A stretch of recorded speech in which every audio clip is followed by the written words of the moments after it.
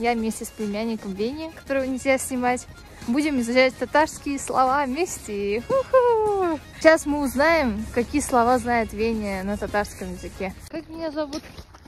Алина, Апа. Апа, это что, как переводится? Добавление. А что это? Сестра.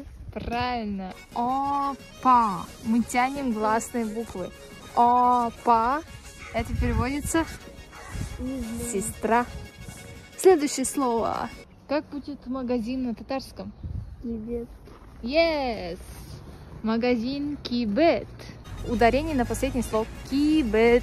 Магазин. Мне чипсы нельзя. Правильно, чипсы нельзя кушать. А я съела.